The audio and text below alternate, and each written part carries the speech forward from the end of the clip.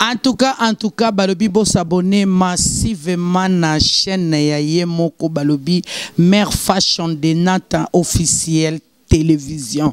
Mère Fashion Nathan officiel télévision balobi yangonde bisika ba information topé ba news nyonso ya Karine Mokondi la baronne et Pesamela maka.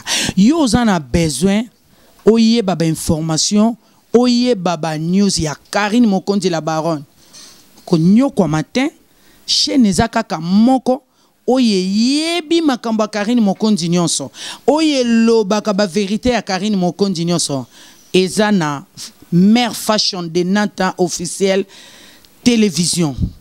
Yo cliquez kaka Mère Fashion de Nathan officiel télévision. Kunande kozoba information news. Kunande kozoba news news ya Yemoko Karine Mokondi la baronne. En tout cas Karine ngana yiba na nga ide na yo. Obeta ki lisolo moko beti olobi témoignage olobi en tout cas ba fan nanga nazo bala.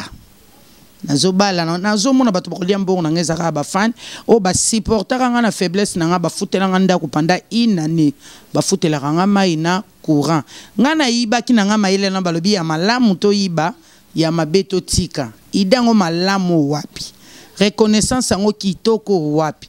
En tout cas Karine Mokondi la baronne ngape na lova yo fort.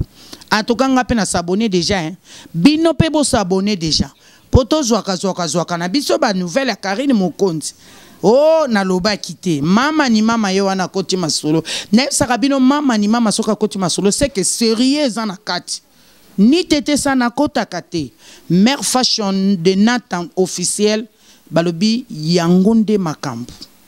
S'abonner massivement. Et yokani.